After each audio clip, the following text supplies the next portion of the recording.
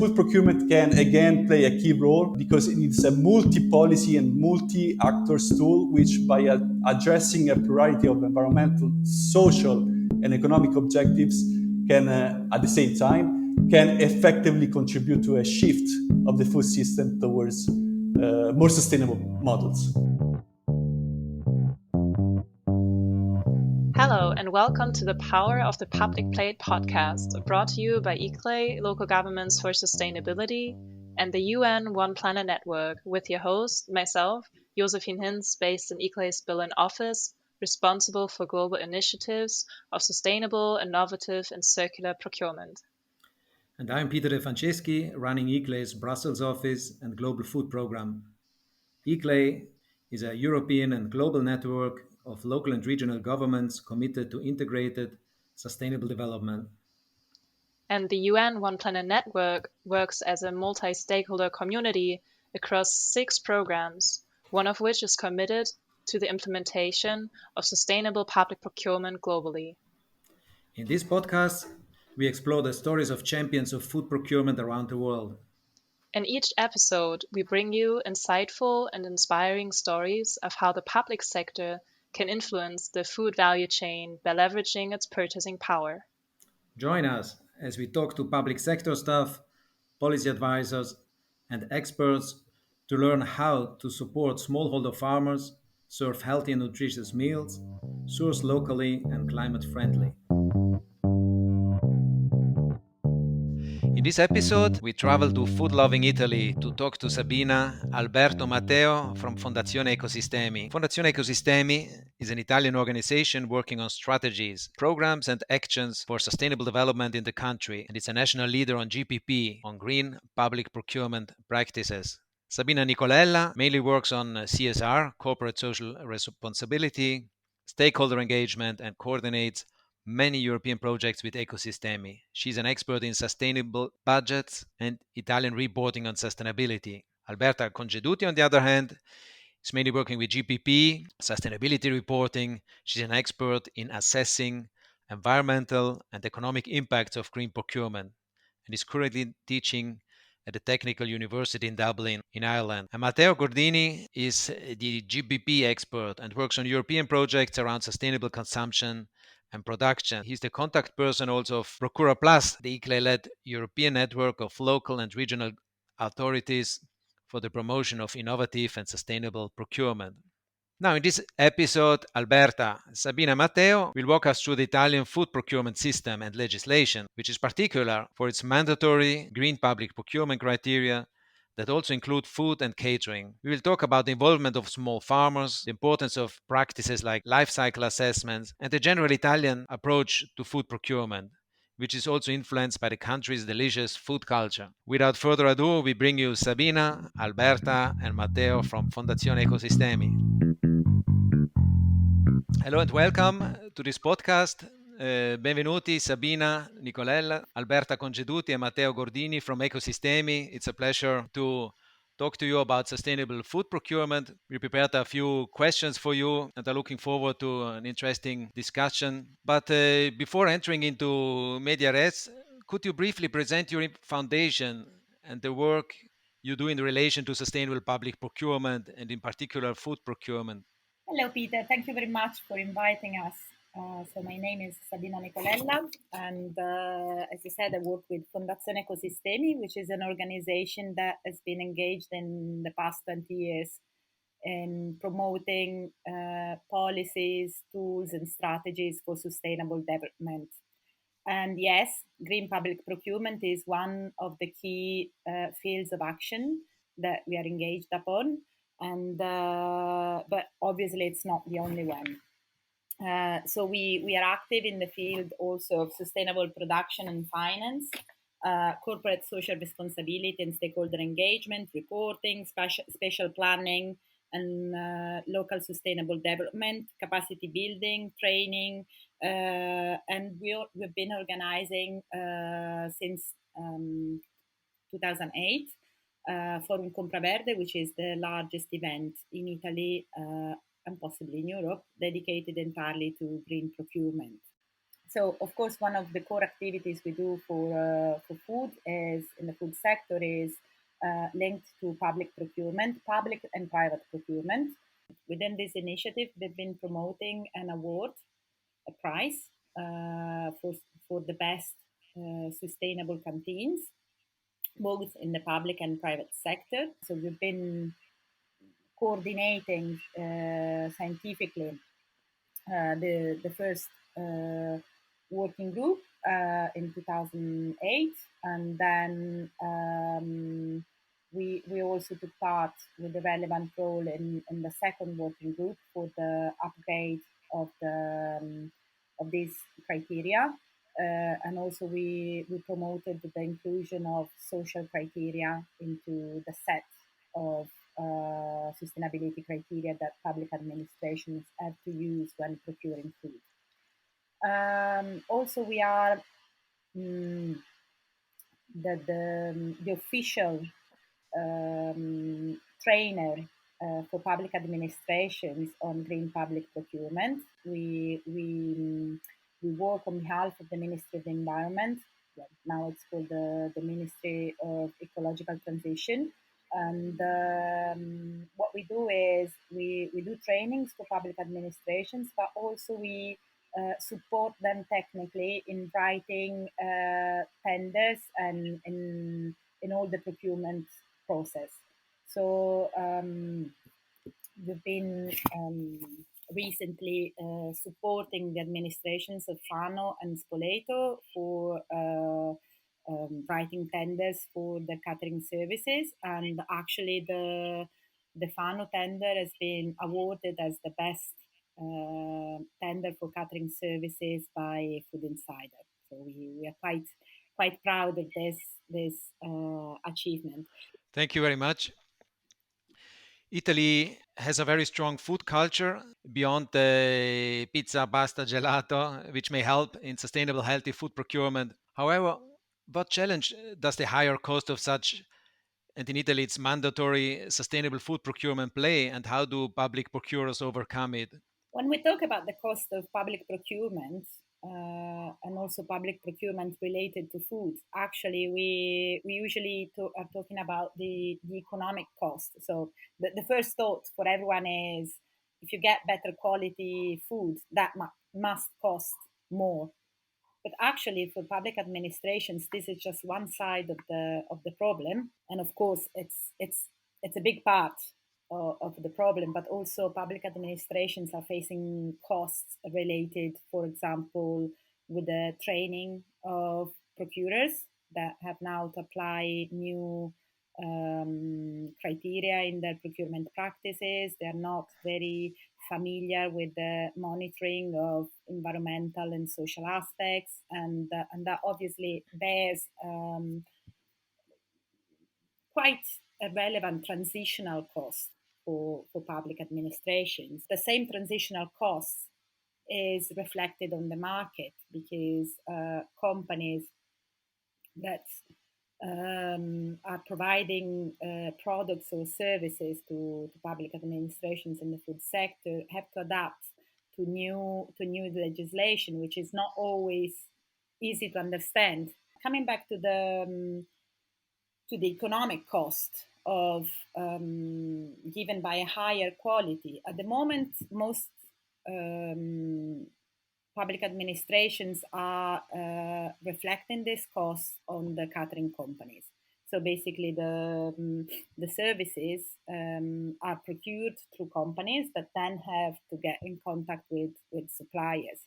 But because the cost of providing food in canteens obviously is structured in such a way that the margin for the margin of profit for the company that is providing the catering service is not very high. If you constantly compress the actual cost that the public administration is willing to pay, and for the catering companies, it becomes very difficult to stay in the market. And in fact, the way the few of them that survive manage it, because they can use the catering service as a sort of horse of Troy to get in contact with the public administration and then provide other services. Obviously, this is not a sustainable strategy on the long term. There are some guidelines from ANAC that set the minimum price that should be paid, but these are just advisory guidelines. At the moment, not many public administrations are respecting them. On the other hand, you have some good examples, like the one of Fano that I mentioned before, that has included many social aspects and very high standards, also on the environmental side, and that still is running and staying in place. And they can do this by cutting waste, basically eliminating waste, having a better strategy to bring a more efficient service, and also by increasing positive externalities. So basically, when you're reasoning as a public administration, you cannot look just at the direct cost of what you're purchasing, but you have to look at also the other costs, the hidden costs that you're avoiding. So if you're purchasing products that create local wealth, that create local job opportunities, that reduce health problems for pupils, but also the health problems linked, for example, to the production of food, then you might be paying a higher cost for the catering services, but you are avoiding other costs on other spheres of your action. So you always have to balance and make evident also for the public administrations what the real benefits, also in economic terms, are when you procure sustainable food. Indeed, I think Italy, the country and the government has understood that, because it's also taking a step back. Italy is the only EU country, indeed, with a comprehensive mandatory green public procurement, including minimum criteria for sustainable food procurement. I think this is already quite remarkable. And what do the camps require from public authorities who tender for food and catering? And what criteria, without entering too much into detail, what criteria do you find particularly impactful along the food value chain, thinking about the different criteria that the mandatory green public procurement in Italy regarding food and catering includes? Thank you, Peter. This is Alberta Congeduti from Fondazione Ecosistemi. The environmental criteria for food are quite comprehensive. It's a new law which has been published last year, and they include, first of all, criteria on the origin and quality of food. So some of the food has to be 50% organic, and the remaining, for example, vegetables or beef meat, and the remaining has to be anyway from integrated agriculture, integrated farming. And then there are other percentages of organic food for other type of food. So the meats have different percentages, and the same for milk, oil, etc. So all, there are different categories of food with all of them have to be partly organic and the remaining from integrated agriculture or antibiotic free, etc., depending what applies.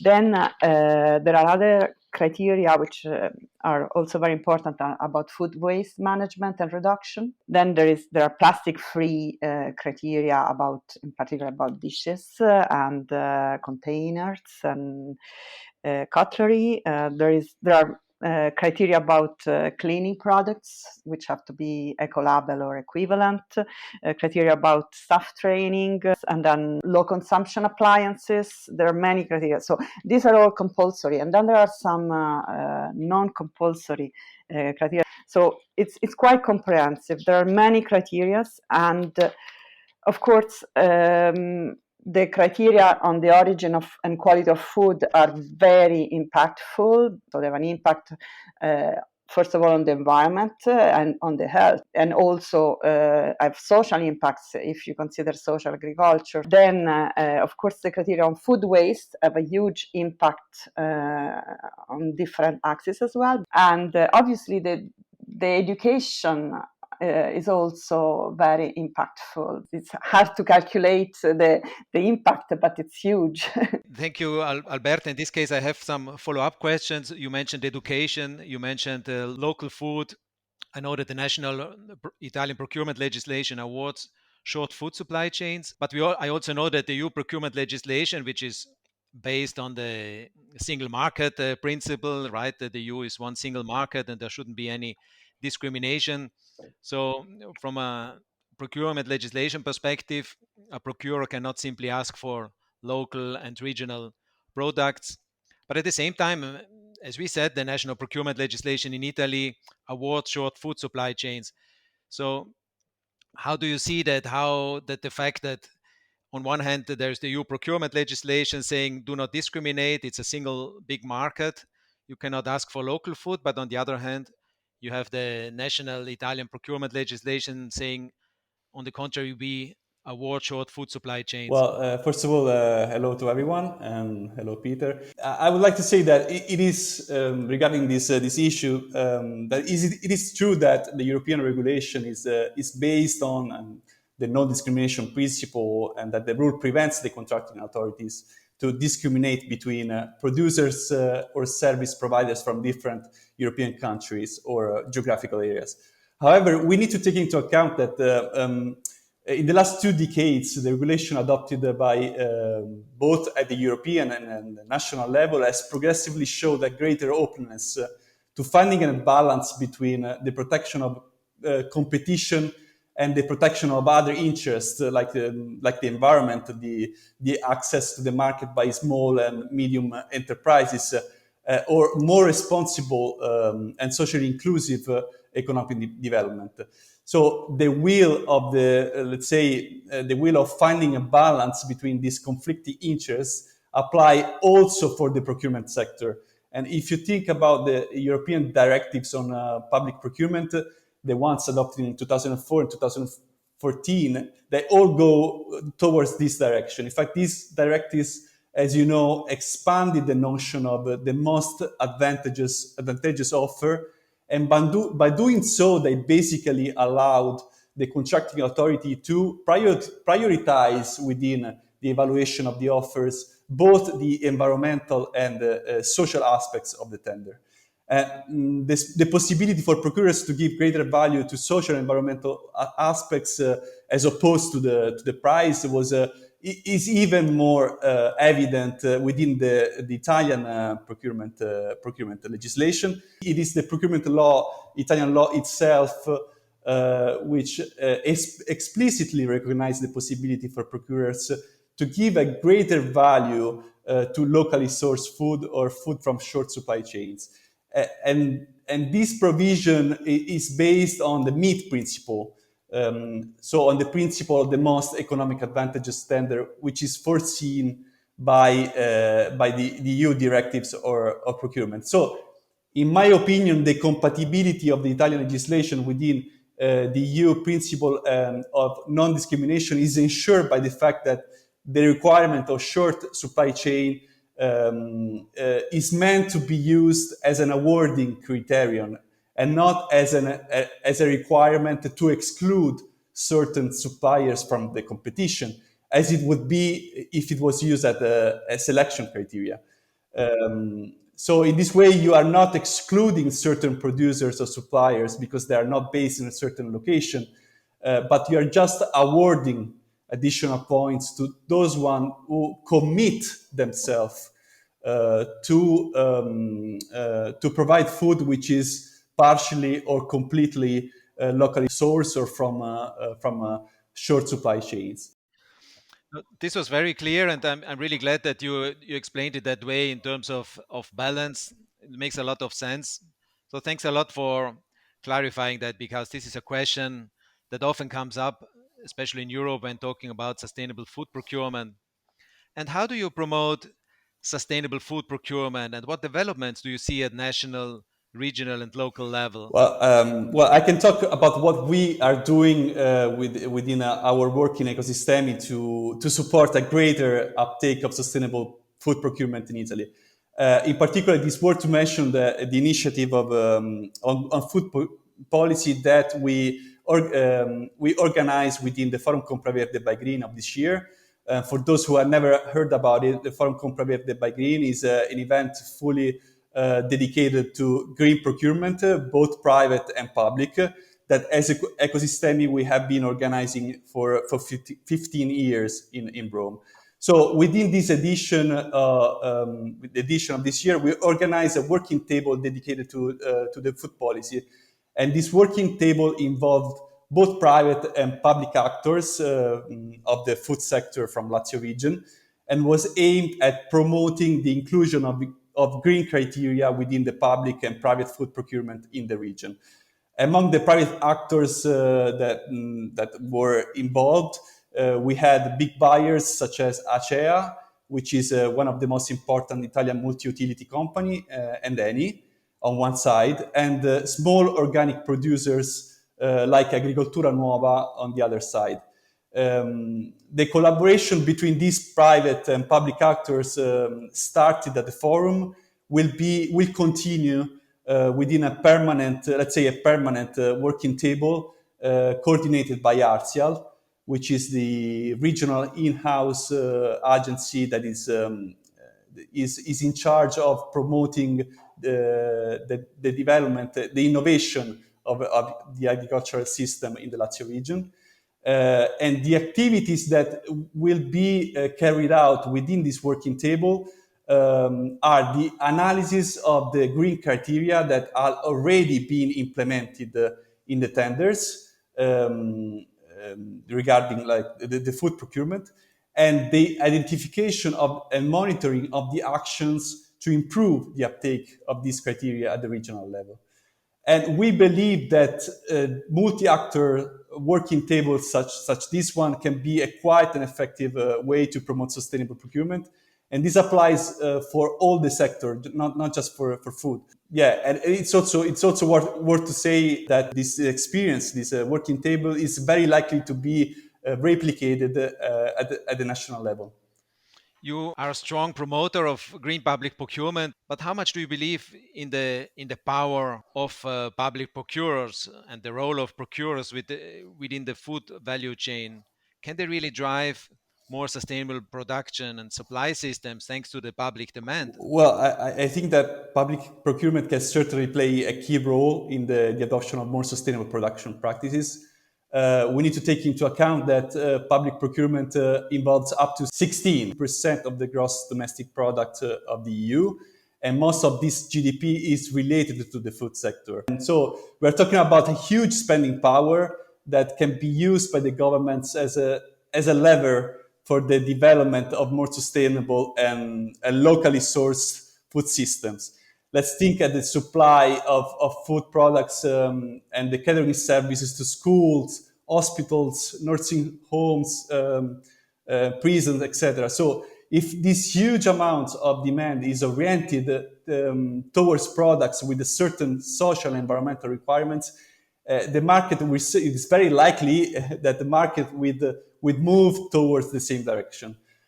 On top of this, we need to take into account that the food system is a complex system, mainly due to its connection to a variety of policy fields, like including agriculture, environment, energy, health, education, infrastructure, and so on. And so these aspects implies that this type of system involves a wide range of actors, and all these actors often have conflicting interests that are not easy to mediate.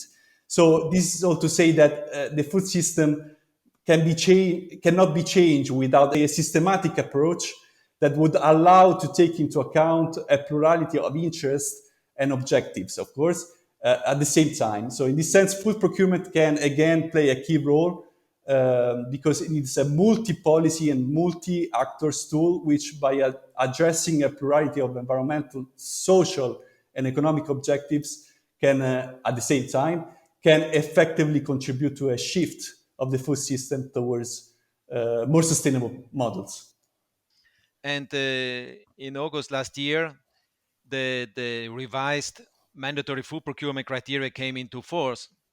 The difference is that before it was more like a series of mass criteria of technical specifications saying this criteria must be met, those, I don't know, 50 or 100% from organic or a certain energy class in terms of cooling or heating.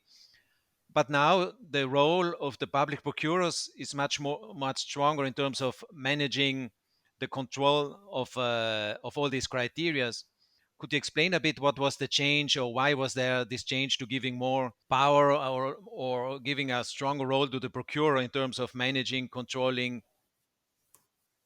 We can say that the reason why in the last revision of the minimum environmental criteria on food procurement, they wanted to the ministry wanted to highlight and to stress the criteria related to the management is because they noticed that GPP cannot be effectively implemented in this sector without a training of the employees involved both in the kitchen and in serving the meals. They need to be trained in the field of GPP and the field of the sustainability practices related to food. So let's say, for example, how to avoid food waste. So they need to be trained on how to manage the portions of the food, of the meals, and how to monitor the waste. And the same thing applies for the chefs, because it is important to train them on how to cook, to prepare recipes that can be appreciated by the consumers, even though they do not include meat. For example, if they're only vegetables, based on vegetables and proteins like legumes, it is important to know to prepare this food in a way that it's can meet the satisfaction of the consumers again. And I think this is fundamental. It is, as you say, you can give the best food, fresh and all, but then if the cook or the kitchen staff cooks it too long and the nutritional value is lost, it's not so helpful. Or the same way in terms of food waste, if too much is wasted, or if the procurer is not convinced. So I think that is really important also to understand for other public authorities or national governments, inspired by the case of Italy, that it's not just about putting the criteria and asking for high percentages, but it's also about preparing the ground and the training.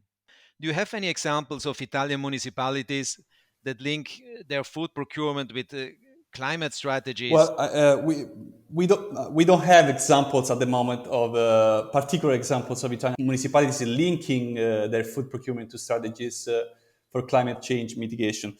However, I can talk about an interesting survey on the links between public procurement and climate strategies that was recently carried out by an Italian consultancy company, which is called Martino & Partners. The results of this survey were presented during the conference organized by the GPP Italian Observatory within the Forum Compraverde of this year. This survey involved more than 50 experts on public procurement of many Italian contracting authorities, and was aimed at analyzing the perceived effectiveness of GPP and the Italian minimum environmental criteria in addressing climate change. So they wanted to see if the Italian procurers consider GPP as an effective tool to monitor and tackle climate change. The results were that the majority of respondents, about 90% of them, so the vast majority, said that the minimum environmental criteria are not adequate to address climate change. And about 81% said that the Italian Code on Public Works is not adequate as well for this purpose. And the most interesting thing is that the main reason for these results were identified in the lack of an effective indicators and of a consolidated monitoring system to measure the impacts of GPP in relation to climate change mitigation objectives. And you, Matteo, would you agree with that? Because on one hand, I feel like the legislation in Italy strongly supports, let's say, reduction of food waste, and we know that's one way to reduce also greenhouse gas emissions.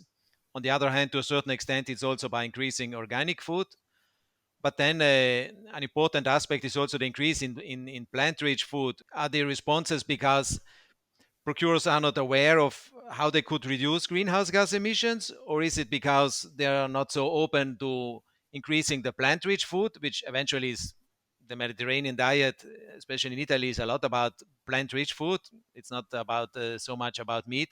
So, what is your thinking there, or how do you see I that? think that it's not because the GPP is not effective in this way, but it's because it's still the public authorities don't know how to monitor the effects, the impacts. That's what came out from the survey. The procurers are not trained on how to monitor, to measure these impacts. Another interesting result that came out from the survey is that the indicator that was considered to be the most effective one in measuring the impacts of GPP for climate change mitigation objectives was the LCC methodology.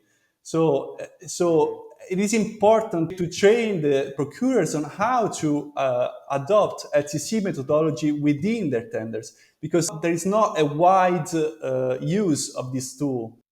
Could you just explain it in a few lines so that everyone understands what you mean when you say LCC? The LCC is a methodology that is aimed at including in the purchasing process the cost, both environmental and indirect costs related to the goods or services that you are purchasing. So you are not just taking into account the price of that good or service, but you are also considering the cost for the maintenance, the cost related to energy use, for example, to run the IT equipment, the cost related to the disposal the disposal of this good at the end of their life. So in the case of the procurers, when you need to decide which tender is the most advantageous tender, you need to take into account all the costs throughout the life cycle of that goods and not just the price. I think that this is a very important step to do towards the implementation of GPP is train procurers on how to use LCC methodology within their tenders, because it's not easy, and we need to spread also to promote the use of this tool of the tools, because there are many tools. And you as Ecosistemi, do you promote or do you have any tools for procurers that can, in order to measure the greenhouse gas emissions reductions through food We procurement? do have tools that we have developed within Ecosistemi, and especially related to some category of products and services. Food catering is one of those, but we also developed a LCC tool for maintenance of the parks and for transport as well. But I mean, there are also LCC tools developed at the European level. Within our training, we also refer to those tools. They are very well explained. The procurers can use Excel files and guide a very effective guide on how to use the tools. Thank you very much. You also mentioned education. Could you give some examples? So how is education tackled, or what would that mean, education in public procurement? How is that linked? Or what would public procurers ask in terms of food or nutrition education? So yeah, education plays a very relevant role in public procurement for food, also because the idea of green public procurement itself is educational. In the sense that by introducing and letting users get in touch with different ways of consuming products and services, you're already educating the population. Obviously, this impact is multiplied when you have to do with food in schools, because that engages human beings when they're in an early stage of their life, when they are really open also to intercept new ideas, and it's easier for them also to change their lifestyles. And also students have a large impact on families, because when children come back from school and they can bring back into their home new habits, that has got a much more intimate and how can I say impactful effect on families. And are you also aware of public procurers that in their tenders ask for awareness raising on food education and nutrition from suppliers and caterers, or that I know in some other countries they also ask for to organize a trip, to the production side, so that the children understand that where the food comes from and the cow is not blue and these things. Yeah, unfortunately, it's still largely disattended in the sense that it's not so common. But when it happens, it's got a very, very powerful impact on children. First of all, because it's an occasion to bring together, students, their families, and teachers, so you can have a more coordinated action, and therefore the message you pass is more consistent. But also because when the catering companies, the food providers get in direct contact with students and families and let them understand what's actually happening in the kitchen, what's actually happening in the production sites, that can really bring a change. So, yeah, it should be done more. It should definitely be done much more. Also about the agriculture, we talked about local and regional food, but we know that agriculture plays an important role, and there is no food without the farmers. And beside that, it's very exciting to see the power of procurement, in particular food procurement, and how it connects to so many aspects. But coming back to agriculture, I mean, like in many other places in Europe and in the world, many Italian cities do no longer have farmers or big production sites around their cities. So overall, how can public authorities ensure, also think about the short supply chains and so on in the realities that we have today, that this high percentage of sustainable or organic food is being supplied, and how can they really support smaller farmers in this context and comply with the mandatory criteria? What you said is right. The Italian agriculture is partially in decline. It's carried out in small farmholds, and often is not able to intercept the public demand properly, and also to provide with sufficient offer, especially when it comes down to organic food. So what happens today is that a lot of the organic request is not bought locally, which is like the first annotation we can make. How can we change this? How can we bring the production of wealth closer to the community that is actually consuming food? The first thing is that you can change menus. You can change menus in order to intercept better local production. So you can work with nutritionists, still respect the national nutrition targets, but make it more fitting with the local production. And the second thing you can do is, and you have to do it, is to talk with your producers to prepare the field for it. Prepare the fields literally. So you have to have pre-commercial agreements. You have to have pre-market dialogue. You have to train, to engage, and also to realize that public procurement is just one part of that large food system we were talking about earlier on. So when you plan, and this is like a large problem for many sectors of public administrations, when you plan intervention in one sector, which in this case is supplying food for canteens and hospitals and whatever, you cannot do it without a coordinated actions with other sectors like the agricultural production and the governance of the economic aspects. The third thing is having a more integrated planning for the development of the local economy. So that means also rebuilding, for example, value chains that are interrupted, because this is another problem. You might have the production, but you might not be able to bring that production into the public plate. So you need an integrated local planning. Talking about COVID, has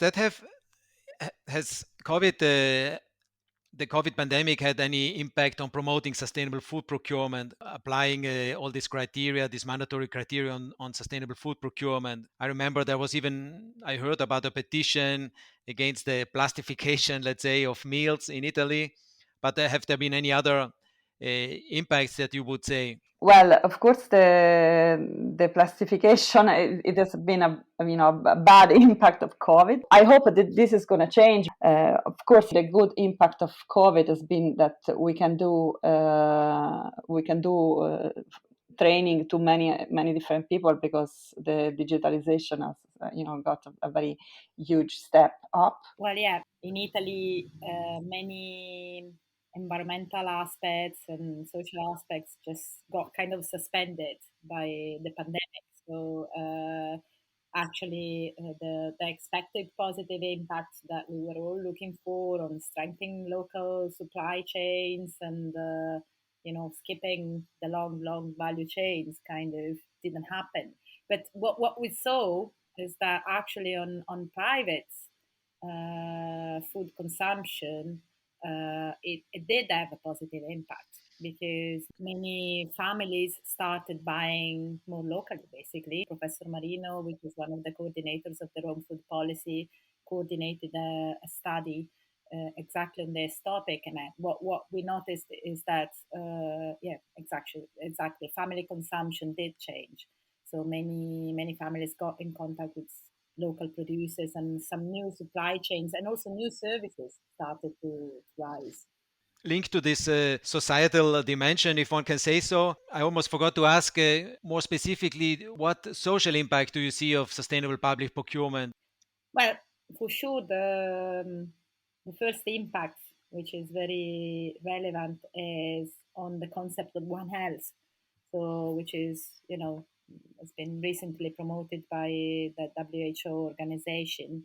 And the idea that is bringing forward is that human health is strictly connected with environmental health and also with animal welfare. So we can say that, and health, we can all agree, is the basis of well-being. And so that's probably the first very important impact that for sure sustainable public procurement in food has got. But also we can see, we talked a lot about short supply chains. So we talked about the creation of local employment opportunities, which is one aspect, but also another really relevant aspect, which is fighting food poverty. We know that the share of families that cannot provide adequate meals at home is unfortunately increasing, and it's worsening. I mean, the economic crisis that followed the pandemics has drastically increased this problem. So serving good quality food in schools and in hospitals and other public places is for sure a very relevant social impact. But then if you look at the social criteria contained in the CAM, in the Italian legislation, as Alberta was saying, there are some other very relevant aspects. One is the fight against caporalato, which is a form of indirect engagement of agricultural workers that brings along massive problems linked to organized criminality and the abuses of human rights on those workers. So the Italian legislation focuses on this aspect and is trying to reduce this risk. And this will have a large impact. The other aspect is to make the land that has been taken away from mafia families to make it productive for sustainable agriculture. And sustaining those type of production is very important, because you can imagine, you start your farm, your beautiful agricultural farm on the on the land that has been taken from a mafia family. If you're not supported by not only the local community, but also like a proper market that can provide you with also financial means, you are bound to fail, because the affiliates of the family will burn your production, will threaten your life, and so on and so on. So this is another really important social impact. And the other aspect you touched, that which still holds a great potential, is linked with social agriculture. When we talk about social agriculture, we are talking about the inclusion of people with different vulnerabilities, vulnerable groups that can benefit from being basically employed in agricultural activities. Usually they're cooperatives, but anyway, for this type of social enterprises, it might be difficult to keep up with, the production standards that often the market requires. Not always, but it can be challenging. So having a specific criterion that gives a bonus to the enterprises that, besides providing, goods with all the environmental standards that are mandatory, can also employ vulnerable groups, it's actually very relevant. It's got a potential impact. There's a problem at the moment with the way that criterion has been structured, because of the way that the public administration can verify that the production is really organic. They buy vertically volumes. So if I need, I don't know how many tons of tomatoes, and I have to meet the percentage of organic food, I will buy that slot from one big producer of organic tomatoes. So companies working in the field of social agriculture often cannot meet the quantities required. So it's still difficult for them to get in. But I believe it will improve. I mean, it's a really new criterion that has been introduced. It was introduced just in 2020. It's very impressive what's going on in Italy in terms of sustainable food procurement, very inspiring. I have a last question, which is about your work as Ecosistemi. You mentioned you organize every year this national Forum Compra Verde, which is about green public procurement, which brings together procurers from all over Italy, but also from Europe, discussing good practices, discussing difficulties, barriers around sustainable procurement, also food procurement. And at that annual event, you also award the Mensa Verde Award, the Green Canteen Award. Are there any other highlights or good practices that you would single out or that you would like to mention? Yes, so Fano is for sure the first to be mentioned, and Milan, but there are also other examples. So Fano, by the way, it was a very it was a pioneer, because they included the criteria in their tender before they were published, so they didn't need to include the criteria at the time, and they did, and they had an offer which was even was exceeding the criteria. They were offering more than they were offering 100% of organic food, most of the food, and fair trade, and as Sabina was saying, food coming from land confiscated to the mafia, etc. So this has been a very virtuous thing, and it's not a surprise that he got first prize in the Food Insider poll among all the school canteens in Italy. But there are other examples. For sure, Spoleto is been the first tender which has been taken the criteria after they've been published, and they had a project of education in the school to sustainability of food in the tender, and again higher percentages of organic food already in the tender, and they had all the management of the waste management that we were talking about. So they were another very virtuous example. Then there is Turin as well.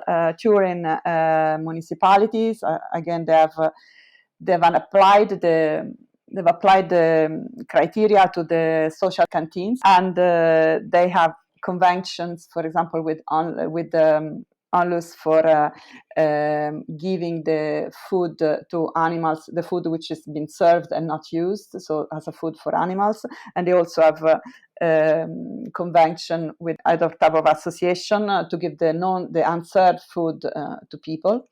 So this is another very good example. And then there are also examples which are not public procurers. For example, Acea, which is a water company, one of the main water company and also electricity company in Italy.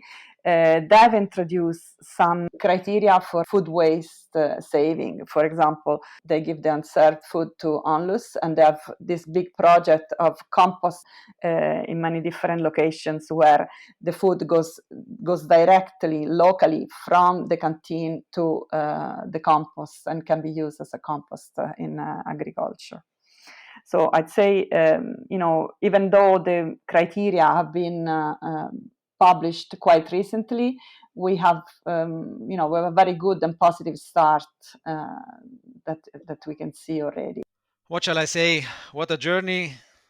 We heard so much about the sustainable food procurement, all the possibilities, benefits, the power of the public plate, and also impressive how Italy has not only a big food culture, but also a big sustainable food procurement legislation with mandatory criteria, which shows the support from the national level, from the top on rolling out and having impact along the food value chain of sustainable food procurement, but seeing also the impact on the social, on the environmental, and on the economic side. So grazie mille for sharing your insight about this rich reality on food procurement in Italy. I don't want to have the last word, so on to you, Alberta. Sabina, are there any final pearls, words of wisdom that you would like to share on this experience with us? I believe engagement is the key for a successful transition in food systems. So if you want to achieve functional and truly innovative, sustainable food procurement, we have to make sure that everyone's got a role, is properly engaged. So we have to engage producers, we have to engage consumers, we have also to engage public administrations transversally. Just to give you a very much used, but I think very powerful sentence, just to close it up, is that if you're not part of the solution, you're definitely part of the problem. So we have to help everyone who can be part of the solution to be an active part of the solution. Thank you, and arrivederci, goodbye. Bye bye. Ciao, ciao, ciao. Che bello, what an interesting interview. It really showed an example of sustainable food procurement and short food supply chains being led by national legislation that incorporates the country's rich food culture.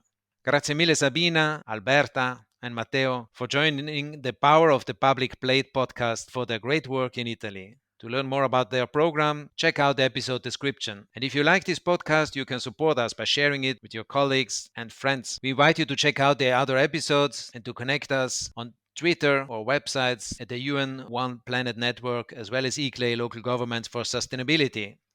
Thank you so much for listening and stay tuned for the next episode. Arrivederci. Goodbye.